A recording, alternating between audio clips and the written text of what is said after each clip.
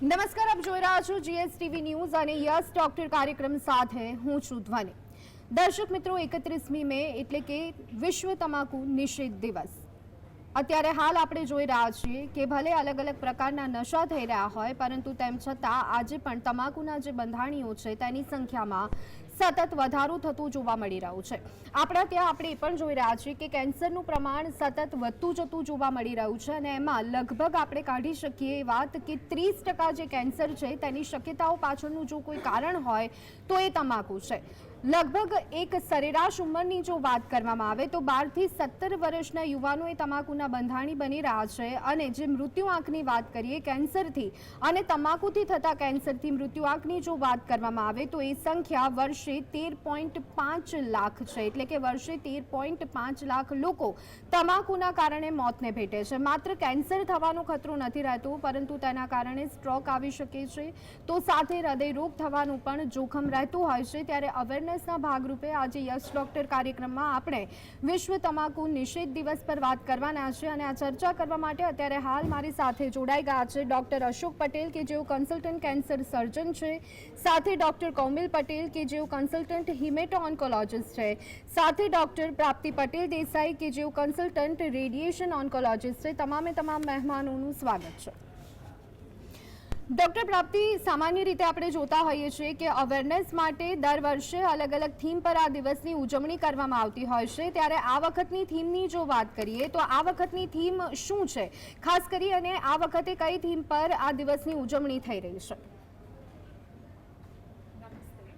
તો આજે આપણે વર્લ્ડ નો ટોબેકો ડે પર ભેગા થયા છે।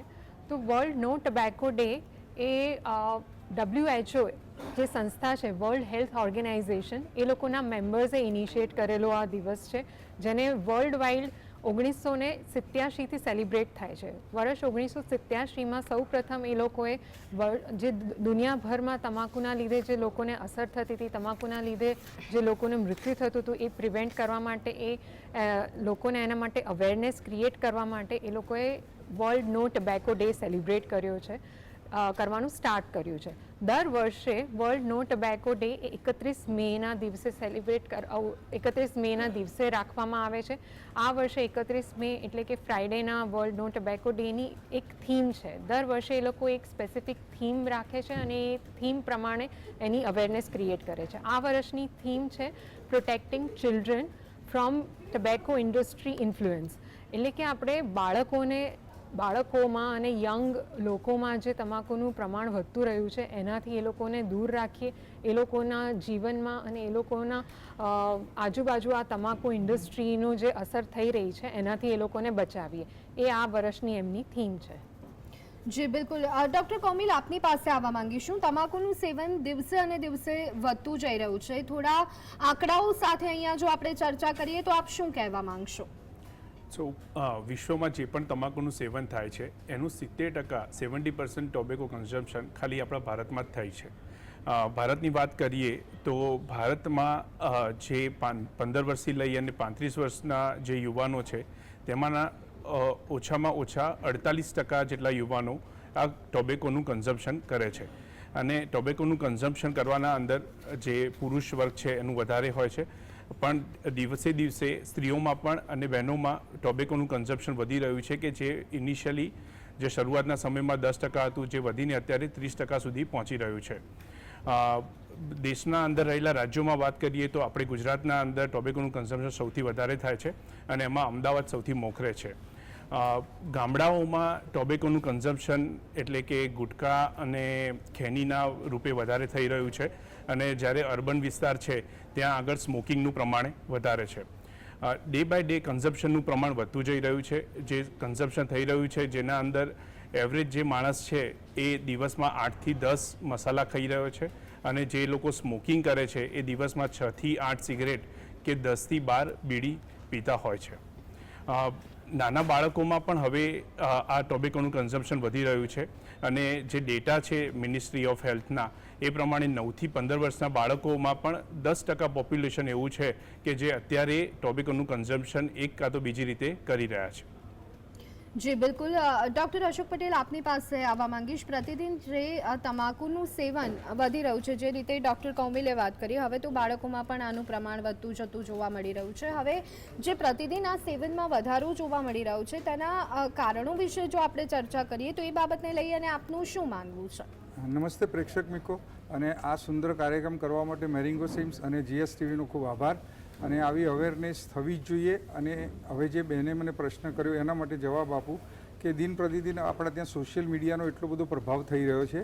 અને કોઈ પણ ટીવી પ્રોગ્રામ તમે જુઓ, કોઈ ક્રિકેટની મેચ જુઓ, ગમે તે જગ્યાએ દર 5-10 મિનિટ એક જાહેરાત આવે છે કે જેમાં સેલિબ્રિટી કોઈને કોઈ પ્રકારે ટોબેકો ગુટકાનું સેવન કરતા હોય છે. એ જોઈને પણ જે જુવાન છોકરા છોકરીઓ છે એ એને ઇન્ફ્લુઅન્સમાં આવે છે અને એ લોકો તમાકુનું સેવન કરવા પ્રેરાય છે. બીજું એક કારણ એવું છે કે ધારો કે ઘરમાં કોઈ વડીલ તમાકુ અથવા સિગરેટ અથવા બીડીનું વ્યસન કરતા હોય તો એમનું જોઈને પણ એમના નાના બાળકો શીખતા હોય છે. ત્રીજું કારણ જે મારા આટલા અનુભવ પ્રમાણે મેં જોયું છે એ પ્રમાણે કે જે ઘરમાં વડીલ જે હોય છે એ લોકો છોકરાઓની હાજરીમાં તો વ્યસન કરે જ છે, પણ એમને કોઈ પણ જગ્યાએથી ગલ્લા ઉપર લેવા માટે પણ મોકલે છે કે જ્યાં બેટા તું સિગરેટ લઈ આવ, જા તું આ એક તમાકુની પડીકી લઈ આવ. એટલે બાળકોને એવું લાગે છે કે આ એવી વસ્તુ છે કે જે મારે ખાઈ શકાય અથવા હું લઈ શકું. એટલે એ જોઈને પણ બાળકો પ્રેરિત થાય છે. અને જ્યારે વડીલો લેતા હોય છે પોતે, ત્યારે એમના બાળકોને કહી નથી શકતા કે તું ન કર, કારણ કે પોતે જ ખાતા હોય છે, એટલે તો એમના બાળકોને કઈ રીતે કહી શકે. અને ત્રીજું જે એના સિવાયનું પણ જે કારણ મને લાગે છે કે હવે ગ્લોબલાઇઝેશનના હિસાબે નાના નાના ગામડાઓ અને સેન્ટરમાંથી નાની ઉંમરે બાળકો કોલેજમાં ભણવા માટે પીજીમાં રહેતા હોય છે, બહાર હોસ્ટેલમાં રહેતા હોય છે, જ્યાં આગળ એમની ઉપર મા બાપનો કોઈ કંટ્રોલ હોતો નથી અથવા મા બાપથી દૂર હોય છે. ત્યારે મિત્રોની સંગતમાં અને દેખાદેખીમાં પણ એ લોકો આ વ્યસન કરવા પ્રેરાય છે. અને અવેલેબિલિટી પણ એટલી ઇઝી છે કે એમને જ્યાં જોઈએ ત્યાં અડધી રાત્રે પણ શહેરના નાકે અથવા સોસાયટીના નાકે પણ એમને આ મળી રહેતું હોય છે. એટલા માટે એનું વ્યસન મારી દ્રષ્ટિએ ઘણું વધતું જાય છે.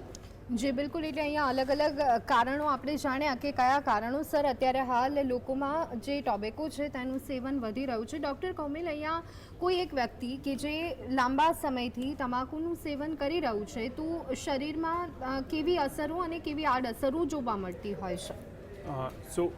ટોબેકોનું જે સેવન છે, તમાકુનું સેવન છે, એ મોટાભાગે બે રીતે થઈ શકે છે. એક હોય છે કે જે ગુટખા છે, ખૈની છે, જે ચાવીને તમાકુનું સેવન થાય છે.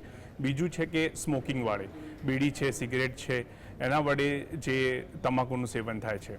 હવે જે તમાકુ ચાવીને લેવામાં આવે છે તેનાથી મોઢાને લગતા કેન્સર, જડબાનું કેન્સર, જીભનું કેન્સર અને જડબાના બીજા ભાગના કેન્સર થવાની શક્યતા વધારે હોય છે. અને જે સ્મોકિંગથી લેવામાં આવતા જે તમાકુનું સેવન છે તેનાથી મોઢાના કેન્સરની સાથે સાથે અન્નનળીનું કેન્સર છે, જઠરનું કેન્સર છે, ફેફસાનું કેન્સર છે અને બીજા શરીરના ભાગો, કેમ કે સ્ત્રીઓના જે રિપ્રોડક્ટિવ ઓર્ગન્સ છે એનું કેન્સર થવાની શક્યતા રહે છે. કેન્સર સિવાય પણ તમાકુની બહુ શરીર પર આડઅસર હોય છે. જેમ વાત કરીએ તો લકવાની અસર થવી, હાર્ટના પ્રોબ્લેમ થવા, હાર્ટ એટેક આવવું, ઇનફર્ટિલિટી થવી અને હિમોગ્લોબિનનું પ્રમાણ ઘટવું, વારે ઘડીએ એક માનસિક ચડચિડા પણ થવું અને મેમરી ઓછી થવી, આ બધા લોંગ ટર્મ સાઇડ ઇફેક્ટ હોય છે તમાકુનું સેવન કરવાથી. જી ડૉક્ટર પ્રાપ્તિ, આપની પાસે આવવા માંગીશું. તમાકુથી થતા કેન્સરના લક્ષણો પર હવે આપણે વાત કરીએ તો એ લક્ષણો કયા કયા હોઈ શકે? તમાકુના સેવનથી જેમ ડૉક્ટર કૌમિલે જણાવ્યું, શરીરના ઘણા બધા અંગો પર અસર થાય છે. પણ મોટે ભાગે લોકો તમાકુનું સેવન કઈ રીતે કરતા હોય છે? તો એ ગુટકા લઈ અને એને મોઢાના કોઈ જીભ નીચે કાં તો એ ગલોફાના કોઈ એક ભાગમાં મૂકતા હોય છે. અધરવાઇઝ સ્મોકિંગ કરે તો એ સ્મોક કે હુક્કા કે પાઇપ જેનો યુઝ કરતા હોય છે એ દ્વારા એમના મોઢા થ્રુ એમના શરીરના અંદર જાય છે. તો આ જે ટોબેકોનો જ્યુસ હોય કે જે સ્મોક છે એ એમના શરીરના અંદરના અવયવોમાં જાય છે. એ શરૂઆત સૌથી પહેલાં જો એમને દેખાય તો મોઢામાં ચાંદા થવાની થતી હોય છે.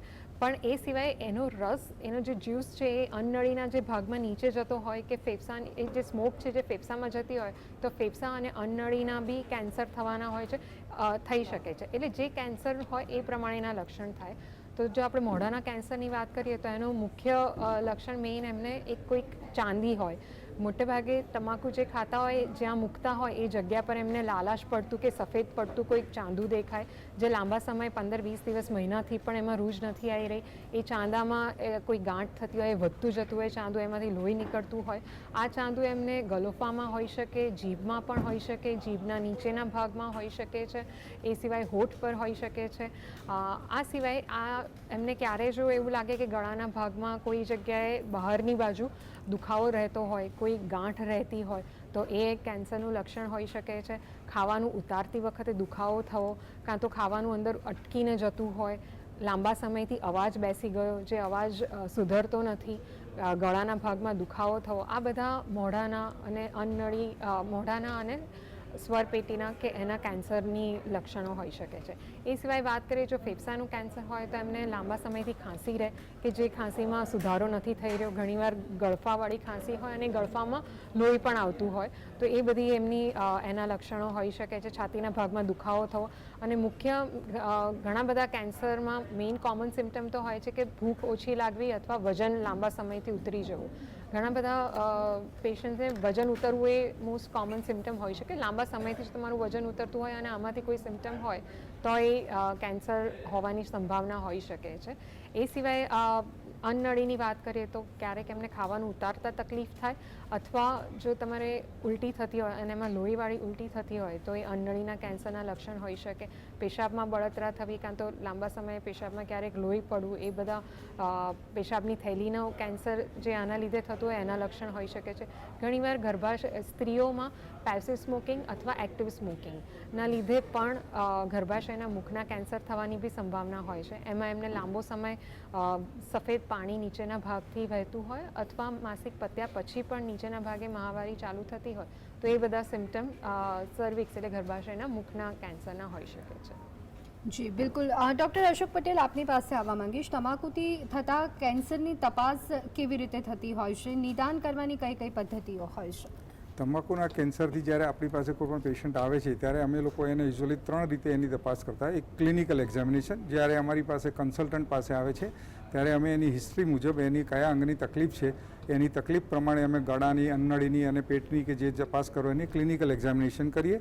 જ્યાં અમને કોઈ જગ્યાએ ન રૂજા, જેમ ડૉક્ટર પ્રાપ્તિએ કહ્યું એ પ્રમાણે ન રૂજાતું ચાંદું હોય, કંઈ ગાંઠ હોય તો એની પણ તપાસ ક્લિનિકલ એક્ઝામિનેશન કહેવાય. પછી અમને જ્યારે એમાં એડિશન કરવાની જરૂર પડે ત્યારે અમે રેડિયોલોજિકલ ઇન્વેસ્ટિગેશન કરીએ. રેડિયોલોજિકલ ઇન્વેસ્ટિગેશનમાં સોનોગ્રાફી, સિટી સ્કેન, MRI અને હવે જે લેટેસ્ટ આવી છે પેટ સ્કેન કરીને આવે છે, જે આખા બોડીમાંથી કોઈપણ જગ્યાએ કેન્સર હોય તો એના નિદાન માટે ઉપયોગી છે, એ પણ અમે કરાવી શકીએ. આ 2 અમારા ક્લિનિકલ રેડિયોલોજિકલ થયા. હવે ત્રીજું નિદાન જે છે એ અમારું બાયોપ્સી કહેવાય, કે જેમાં અમે એક નાનો ટુકડો મગના અને તલના દાણા જેટલો નાનો ટુકડો લેવાય, જેને પંચ બાયોપ્સી કહેવાય છે. એક લઈને અમે લેબોરેટરીમાં મોકલીએ. અમારા નિષ્ણાત હિસ્ટોપેથોલોજીસ્ટ ડૉક્ટર હોય એ એનું નિદાન કરે છે અને એના ઉપરથી એ કેન્સરનું નિદાન કરે છે. એટલે કેન્સરનું નિદાન કરતાં પહેલાં અમારે 3 જાતની જે સ્પેશિયાલિટી છે એ ત્રણેયના ડૉક્ટરો સાથે રહીને અમે જોઈન્ટલી એનું ડિસિઝન લઈએ છીએ. ક્લિનિકલી અમને લાગતું હોય કે 100% કેન્સર છે, છતાં પણ અમે એનું રેડિયોલોજિકલ અને હિસ્ટોપેથોલોજિકલ ડાયગ્નોસિસ કોઈપણ ટ્રીટમેન્ટ શરૂ કરતાં પહેલાં કરાવીએ છીએ. જી ડૉક્ટર પ્રાપ્તિ, અત્યાર સુધી આપણે ચર્ચા કરી અને જાણ્યું કે તમાકુનું સેવન એ કેટલું જોખમકારક સાબિત થાય છે, અને જો લાંબા સમયથી કરતા હોય કોઈ વ્યક્તિ તો એમાં જોખમનું પ્રમાણ વધી જતું હોય છે. ત્યારે જો તમાકુના સેવનથી મુક્ત થવું હોય તો ઉપાયો અહીંયા આપ કયા કયા સજેસ્ટ કરશો? અને સાથે બીજી એક બાબત કે અહીંયા કાઉન્સેલિંગ એ કેટલો મહત્ત્વનો ભાગ ભજવી શકે છે? ખૂબ જ ઇમ્પોર્ટન્ટ ક્વેશ્ચન છે અને ખૂબ જ સારો ક્વેશ્ચન છે. બિકોઝ ઘણા બધા લોકોને ટબેકો લેવાનું ને એના વિશે તો બધી ઇન્ફોર્મેશન હોય જ છે, પણ એનાથી કઈ રીતે મુક્ત થવું, કારણ કે એમાં ઘણા બધા લોકો એવા પણ હોય છે કે જેમને ઈચ્છા હોય છે કે અમે લોકો ટબેકો હવે બંધ કરવું છે, તમાકુનું સેવન બંધ કરવું છે, સ્મોકિંગ બંધ કરવું છે, પણ એમને કોઈ રીત નથી મળતી, કોઈ સલાહ નથી મળતી. સો તમાકુનું સેવન મુક્ત કરવા માટે મેઇન 3 ફેક્ટર છે. પહેલું છે સ્ટ્રોંગ આત્મમનોબળ. તમારું સ્ટ્રોંગ દ્રઢ નિશ્ચય હોવો જોઈએ કે મારે તમાકુ છોડવું જ છે. સેકન્ડ છે ફેમિલી સપોર્ટ કે ફ્રેન્ડ્સનો સપોર્ટ. સ્ટ્રોંગ ફેમિલી અને ફ્રેન્ડ્સનો સપોર્ટ અને કન્ટિન્યુઅસ મોટિવેશન એટલે કે એમ ફેમિલી અને ફ્રેન્ડ તરફથી તમને સતત ઉત્સાહ મળે કે સતત તમને મોટિવેટ કરે ત્યારે એ સફળ થઈ શકતા હોય છે. અને થર્ડ વસ્તુ છે કે હેલ્પ. તમે કોઈની બી હેલ્પ લઈ શકો છો, તમે ડૉક્ટરની હેલ્પ લઈ શકો છો, તમે સાયકોલોજિસ્ટ હોય છે કારણ કે એમની હેલ્પ લઈ શકો છો. થર્ડ છે કે તમે ઘણા NGO હોય છે, સપોર્ટ સિસ્ટમ હોય છે, ઘણા સર્વાઈવર્સ હોય છે કે જે લોકોને પોતે તમાકુના લીધે કેન્સર થયું છે અને એ લોકોને એમાંથી મુક્ત થયા છે અને એ બીજા લોકોને એના માટેની સલાહ આપે છે કે એમણે કઈ રીતે આમાંથી બહાર આવ્યા. તો એ બધી રીતે તમે સલાહ લઈને કરી શકો છો. તો હું ફર્સ્ટ વસ્તુની વાત કરું તો સ્ટ્રોંગ આત્મમનોબળ. એટલે કોઈ બી જે વ્યક્તિ તમાકુનું સેવન કરતા હોય છે એમને એક દિવસમાં એ વ્યસન મુક્ત ના થઈ શકે. આ બહુ લાંબી પ્રોસેસ છે. તમે એક દિવસમાં એને સ્ટોપ કરવા જાઓ તો એની ઘણી બધી આડઅસર પણ થતી હોય છે. એટલે એનું સેવન એકદમ બંધ કરવાથી કોન્સ્ટિપેશન થઈ શકે, તમને કબજિયાત રહી શકે, તમારા શરીરમાં બેચેની રહી શકે, માથાનો દુખાવો થાય, સતત બેચેની રહે, તમને ખાવાનું કંઈ કામ કરવાની ઈચ્છા ના થાય, ચીડચીડાપણું થાય. આ બધી વસ્તુઓ ઘણી બધી એની આડઅસર રહે છે કે આ શરીરમાં તમાકુનું પ્રમાણ ઓછું થવાથી જે અસરો દેખાતી હોય એ છે. એટલે એનાથી દૂર થવા માટે તમારે એ પ્રોસેસ ધીરે ધીરે કરવી પડે. તમારે તમાકુ સ્ટોપ કરવું હોય તો એને બંધ કર્યા પછી ઘણા બધા એવા ઓપ્શન્સ છે કે તમે નિકોટિનની ચ્યુઇંગમ્સ આવતી હોય છે, નિકોટિનના પેચીસ આવતા હોય છે કે જેથી તમે બંધ કર્યા પછી બી થોડું પ્રમાણ તમારા શરીરમાં રહે તો તમે ધીરે ધીરે એ પ્રમાણ ઓછું કરી અને તમાકુના સેવનથી દિવસે દિવસે ઓછું મુક્ત થઈ શકો. સેકન્ડ રહે છે કે ઘણી બધી વખતે તમારા ફ્રેન્ડ્સ કે તમારી એવી સ્પેસિફિક ઓકેઝન કંઈક જગ્યાએ તમે જાઓ એ જગ્યાએ જ તમને તમાકુ લેવાની ઈચ્છા થતી હોય તો તમારે એ વસ્તુ અવોઇડ કરવી જોઈએ. જે લોકોની કંપનીથી તમને તમાકુ સ્મોકિંગ કે ટોબેકો લેવાની ઈચ્છા થતી હોય એ લોકોથી તમારે થોડો સમય દૂર રહેવું જોઈએ. જ્યારે તમને એવી સ્ટ્રોંગ ઈચ્છા થાય ત્યારે તમારે કોઈ એક બીજી હોબી બનાવવી જોઈએ. જેમ કે તમને મ્યુઝિક ગમતું હોય કે તમને કોઈ એવા પેઇન્ટિંગ ગમતું હોય, રીડિંગ ગમતું હોય તો એ વાંચન, લેખન કે બીજી કોઈ વસ્તુઓ કરી, ચાલવા જવાનું, બીજી કોઈ વસ્તુઓમાં તમારે મગજ એક્ટિવ રાખવું જોઈએ જેથી તમને ફરીને ફરી તમાકુ લેવાની ઈચ્છા ના થાય. એકવાર જો એ ફેઝ નીકળી જતો હોય તો મોટેભાગે એમાંથી બહાર આવવું થોડું ઇઝી બનતું હોય છે. અને કાઉન્સેલિંગ તો ખૂબ જ ઇમ્પોર્ટન્ટ છે કારણ કે ઘણીવાર આ બધાથી મગજમાં વારે ઘડે વિચારો આવતા હોય છે. તો તમે ડૉક્ટરની બી સલાહ લઈ શકો છો, ફેમિલી સાથે અને કાઉન્સેલર્સની બી હેલ્પ લઈ શકો છો કે જે તમને આ બધા જ્યારે વિચારો આવે ત્યારે એને કઈ રીતે મગજને ડાયવર્ટ કરવું એના માટે તમને સલાહ આપે છે અને કઈ રીતે એમાંથી બહાર આવવું, દ્રઢ નિશ્ચય કઈ રીતે કરવો એના માટેની હેલ્પ કરી શકે છે. કેટલીક એવી સ્ટ્રોંગ, કેટલાક સિલેક્ટેડ કેસીસમાં કેટલીક દવાઓનો પણ યુઝ થતો હોય છે કે જેની મદદથી તમાકુનું સેવન થી મુક્ત કરી શકાય. જી બિલકુલ. તો દર્શક મિત્રો, આજે આપણે વિશ્વ તમાકુ નિષેધ દિવસ પર ચર્ચા કરી રહ્યા છીએ યસ ડૉક્ટર કાર્યક્રમમાં. અત્યારે સમય થયો છે બ્રેક લેવાનો. આપ જોતા રહો GSTV.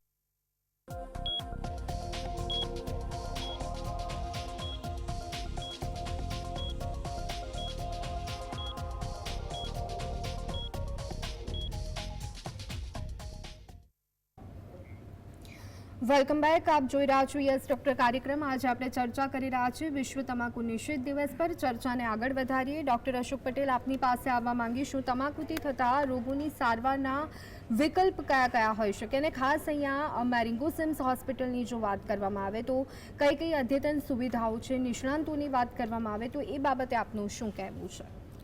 જ્યારે આપણે ડૉક્ટર પ્રાપ્તિ અને કૌમિલે વાત કરી એ પ્રમાણે એકવાર જો પેશન્ટને કેન્સર છે એવું નિદાન થઈ જાય છે એ પછી એ અમારો જે કન્સલ્ટન્ટનો રોલ એ આવે છે કે એને અમારે કયા સ્ટેજનું કેન્સર છે એ નક્કી કરવું પડે છે. કેન્સરના 4 સ્ટેજ હોય છે, પહેલું, બીજું, ત્રીજું અને ચોથું. પહેલાં અને બીજા સ્ટેજમાં યુઝ્યુઅલી અમે લોકો કેન્સરનું નિદાન થાય તો એને સર્જરીનો વિકલ્પ જ્યાં પોસિબલ હોય છે કે જે કેન્સરમાં ત્યાં આપીએ છીએ. ત્રીજા અને ચોથા સ્ટેજમાં એવું ઘણીવાર થાય છે કે જ્યાં પહેલાં અમારે કિમોથેરાપી આપવી પડે છે અને એને ડાઉન સ્ટેજ એટલે કે એને થોડું નાનું કરવામાં આવે છે કેન્સરને અને પછી એનું ઓપરેશન કે રેડિયેશન આપવાના હોય છે. ઘણા કેન્સર એવા હોય છે કે જેમાં અમારે ત્રણેય વિકલ્પનો સહારો લેવો પડે છે. હવે કઈ કઈ 3 પદ્ધતિ છે એ આપને સમજાવું કે પહેલો ઉપાય છે અમારી કેન્સરની ટ્રીટમેન્ટમાં ઓપરેશન, શસ્ત્રક્રિયા કરીને જે ભાગમાં કેન્સર થયું હોય એ કેન્સરના ભાગને રિમૂવ કરવાનો. દાખલા તરીકે જ્યારે જીભનું કેન્સર હોય છે તો અમે જીભનો એટલો ભાગ કાઢી નાખીએ છીએ, પણ સાથે સાથે અમારે ગળામાં એની જે વેરની ગાંઠો હોય છે જેને અમે લિમ્ફ નોડ્સ કહીએ છીએ એનું પણ મોડિફાઈડ રેડિકલ નેક ડિસેક્શન કહેવાય છે, એનું આપણે કરવામાં આવે છે અને એ રીતે કરીને ગળાની ગાંઠોને પણ કાઢવામાં આવે છે. અને આખું જ્યારે આપણે કહીએ કે જેમાં મિલિટરીમાં કોઈ આતંકવાદીને આપણે ઘેરવાનો હોય છે તો એના માટે એ લોકો એવું કરતા હોય છે કે વાયુદળ, ભૂમિદળ અને નૌકાવાળા બધા ભેગા થઈને ચારે બાજુથી એને ઘેરે છે. એવી રીતે અમારા જે કેન્સરના જડબાના ઓપરેશન છે એને અમે કમાન્ડો ઓપરેશન કહેતા હોઈએ છીએ.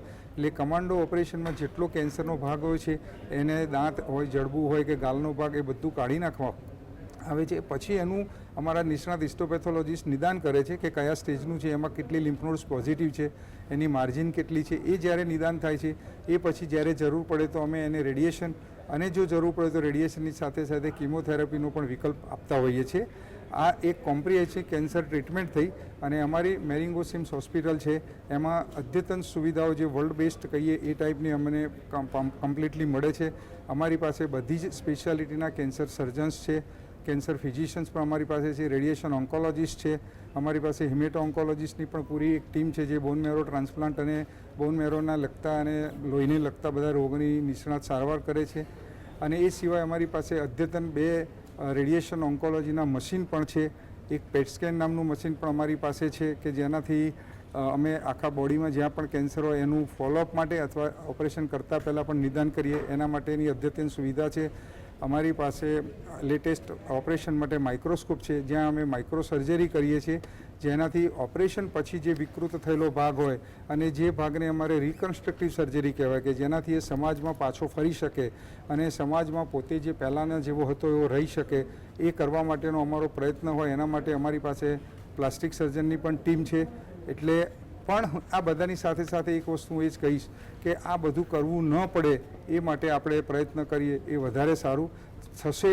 તો અમે બધા છીએ જ, પણ છતાં ન થાય એના માટેનો આપણે પ્રયત્ન કરવો જોઈએ. અને અત્યારનો જે આપણો પ્રયાસ છે એ એના માટેનું એક પગથિયું છે કે ભાઈ prevention is better than cure. થશે તો અમે બધા છીએ એનો મતલબ નથી, પણ ન થાય એ વધારે સારું છે. જી બિલકુલ.